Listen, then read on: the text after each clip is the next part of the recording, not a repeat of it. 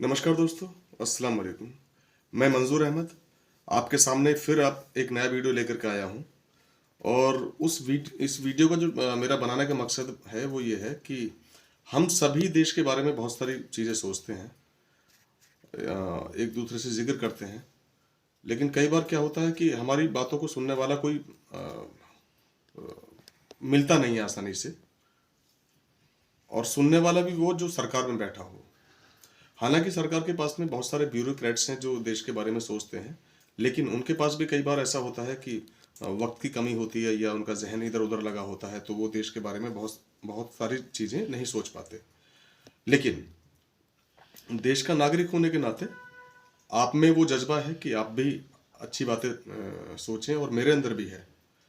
तो मेरे अंदर जो विचार आए देश के बारे में, जो अभी तक आए दो तीन चार, वो मैं आपके सामने शेयर करने जा रहा हूँ कि हमारा फायदा जब है जब देश का फायदा हो, देश का फायदा जब है जब सरकार का फायदा हो, और हर सरकार फायदे के लिए ही काम करती है, देश के फायदे के लिए, हमारे फायदे के लिए। तो मेरे पास में दो तीन चीज़ें हैं जो अब मैं आपको बताने जा रहा हूँ। नंबर एक, हमारे नेताओं पर बहुत सारा पैसा खर्च किया जाता है। जब वो किसी दौरे के लिए जाते हैं, कहीं फीता काटने जाते हैं, कहीं कुछ काटने जाते हैं, कहीं कुछ करने जाते हैं, उद्घाटन करने जाते हैं, तो बहुत सारे पैसे खर्च होते हैं उनकी फिलीटिंग पर, उनकी सिक्योरिटी पर, और बहुत सारा फोर्स वहाँ लगता है, बहुत सारे ब्यूरोक्रेट्स वहाँ लगते हैं। तो उसके लिए मेरे जहन में एक बात आई कि क्यों ना सरकारी गाड़ियों की स्पीड को बढ़ाया जाए और जितने भी प्राइवेट गाड़ी वाले हैं उनकी स्पीड को कम किया जाए। मान लीजिए कि प्राइवेट जो वाहन हैं उनकी स्पीड को हम 80 कर देते हैं, और सरकार की जितनी भी गाड़ियां हैं, माई एम्बुलेंस के, चाहे एम्बुलेंस प्राइवेट है या सरकारी है, वो इसमें शामिल होनी चाहिए, उनकी स्पीड 120, 150 या जितनी भी उसकी लिमिट होती है उसको फुल लिमिट में रखें, और जितने भी प्राइवेट वाहन हैं उन सब की स्पीड को बांध दिया जाए 80, 75, 70, इस तरह से। तो उससे उससे दो फायदे होंगे। एक तो फायदा ये होगा कि मान लीजिए कोई अपराधी है, अगर वो दौड़ता है तो वो सरकारी वाहन से तेज कभी नहीं दौड़ पाएगा, एक फायदा। दूसरा फायदा ये होगा कि सरकारी वाहन अगर कोई जा रहा है, मान लीजिए किसी मिनिस्टर का जा रहा है, किसी ब्यूरोक्रेट्स का जा रहा है, किसी अफसर का जा रहा है, तो वो सबको तितर बितर करता हुआ तेज जाएगा, उन सब लोगों से तेज जाएगा। तो उसमें उसमें सिक्योरिटी की भी कोई लंबी चौड़ी आवश्यकता नहीं होगी, क्योंकि प्राइवेट वाहन फिर उसका पीछा नहीं कर पाएंगे, ऐसा मेरा मानना है। दूसरी बात यह कि देश में हर साल करोड़ों लोग डॉक्टर की डिग्री हासिल करते हैं। अलग अलग तरह के डॉक्टर्स हैं, ऐसे ऐसे डॉक्टर्स कि आपने उन डिग्रीज के नाम भी नहीं सुने होंगे। हम और आप क्या सुनते हैं ज़्यादातर, मैं तो नहीं, लेकिन आमतौर पर ज़्यादातर लोग एमबीबीएस डॉक्टर है, एमडी डॉक्टर है, फिजिशियन है, फलाना है, ये है, वो है। जबकि इतनी डिग्रीज हैं डॉक्टर्स की कि उनको याद करना अपने आप में एक महाभारत है। तो मान लीजिए कि एक साल में 1 करोड़ बच्चे डॉक्टर्स की डिग्री हासिल करते हैं, अलग अलग डिग्रीज। तो उन सभी के लिए अनिवार्य ये करना चाहिए सरकार को कि वो 5 साल, कम से कम 5 साल वो देश सेवा में लगाएं, सरकारी हॉस्पिटल्स में उनको उनसे कार्य कराया जाए। उससे भी सरकार का फायदा होगा, हमारा फायदा होगा। और फायदा क्या है कि हम 5 लाख रुपए लोगों को क्यों दे रहे हैं इलाज के लिए आयुष्मान कार्ड से। जब वो लोग वहां काम करेंगे तो ये 5 लाख रुपया भी बच सकता है। अब तीसरी बात ये कि हम लोगों में से जो लोग, हाँ, जिनको हम वोट करते हैं, एमएलए, एमपीज, वो लोग अपनी तरफ से तो बहुत अच्छा करते हैं जो भी वो कार्य करते हैं, लेकिन कई बार बड़े नुकसान की चीज़ें हो जाती हैं। मान लीजिए कि किसी एमएलए ने या किसी एमपी ने अपनी निधि से कोई कार्य कराया अपने क्षेत्र में। अब वो पहले क्या करता है, पहले वो सड़क बनवाता है, लोगों को खुश करता है, फिर कहता है कि भाई अब आपके यहाँ पाइपलाइन डलेगी गैस की। फिर वो सड़क खोदी जाती है, फिर पाइपलाइन डलती है, फिर सड़क बनती है, फिर कहते हैं कि सीवर लाइन डलेगी, फिर सड़क खोदी जाती है, फिर वो सड़क बनती है, फिर कहते हैं कि फाइबर लाइन डलेगी, फिर सड़क खोदी जाती है, फिर सड़क बनती है,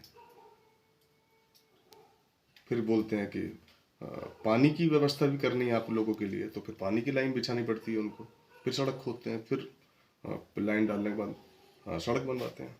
तो इससे उन लोगों का तो फायदा है। अब ये तो मैं भी सुनता आ रहा हूँ, आप भी सुनते आ रहे हैं कि 20% का कोई खेल है देश में, तो वो 20% वाला जो खेल है वो खत्म हो जाएगा। चलो खत्म भी नहीं होगा तो कम से कम एक बार होगा, ये बार बार का झंझट खत्म हो जाएगा। 3 चीजें मैंने आपके सामने रखी हैं दोस्तों।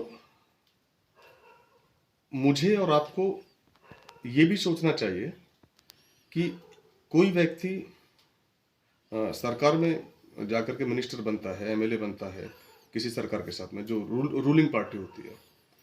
अब जैसे ही इलेक्शन आता है वो तुरंत जो है दूसरी पार्टी ज्वाइन करता है।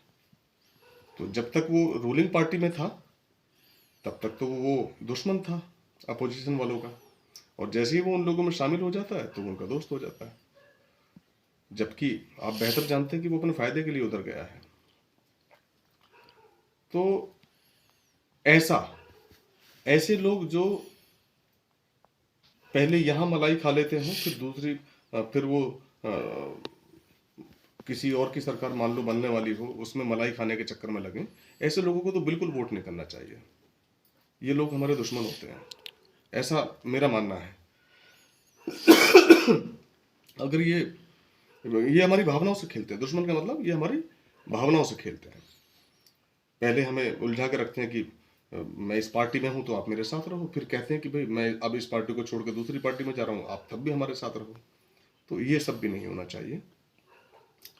और एक बात मैं आपसे और कहना चाहूंगा कि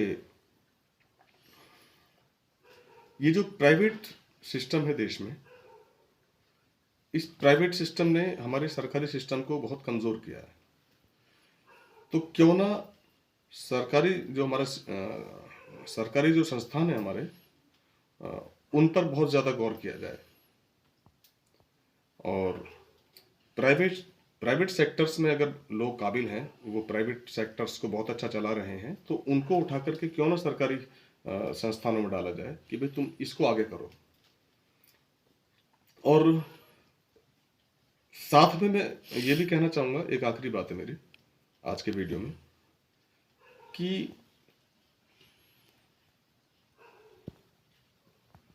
राजनीति अगर इतनी बड़ी है, कितनी बड़ी कि मैं आजकल टेलीविज़न देख रहा हूँ, या बहुत ज़माने से हम लोग सब टेलीविज़न देखते आ रहे हैं, न्यूज़ पढ़ते आ रहे हैं, पेपर पढ़ते आ रहे हैं, तो बड़े बड़े अफसर्स, बड़े बड़े ऑफिसर, जज वगैरह वगैरह, बाबा भी, मौलाना भी, और ऐसे लोग जिनके पीछे बहुत सारी एक भीड़ है, वो वीआरएस लेते हैं, वो धर्म सिखाते हैं, वो सारे लोग एकदम राजनीति में आ जाते हैं। और जो उनके अनुयायी हैं या जो उनको अपना आइडियल मानते हैं, वो लोग भी मुतासिर होते हैं उनसे कि यार आप ऑफिसर हैं, देखो पार्टी ज्वाइन कर ली, इलेक्शन लड़ेंगे। अगर राजनीति इतनी बड़ी है तो फिर ऑफिसर बनने की जरूरत ही क्या है, आप राजनीति में रहो। आपको बहुत सारे लोग आइडियल मानते हैं। क्या प्रभाव पड़ेगा उन बच्चों के जहन पर, जो आप आज कल तक तो आप आइडियल थे, ऑफिसर थे, जज थे, मौलाना थे, बाबा थे, बड़े विद्वान, और जैसे ही आप राजनीति में आते हैं तो आपके अनुयायियों का या आपको मानने वाले लोगों का दिल जो है बहुत ज़्यादा दुखता है। तो मेरी हाथ जोड़ करके आप ऐसे लोगों से अपील है कि अगर उनको राजनीति में ही आना है तो पहले ही आ जाया करें। नौकरी छोड़कर अगर वो आएंगे तो इससे हमारे बच्चों पर बहुत बुरा प्रभाव पड़ने वाला है।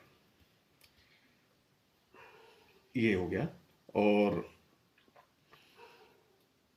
एक आखिरी बात मैं अब कहने जा रहा हूं आपसे कि आप जब जिसको भी वोट दें, बहुत सोच समझ करके दें और ऐसे लोगों से बचें जो आपके नाम पर पहले ही पैसा खा चुके हैं। जैसे आपके गांव के प्रधान होते हैं, आपके बीच का कोई जाना माना नेता होता है, वो आपके नाम पर पैसा खा लेता है, फिर आप लोगों से कहता है कि नहीं उसको वोट दो।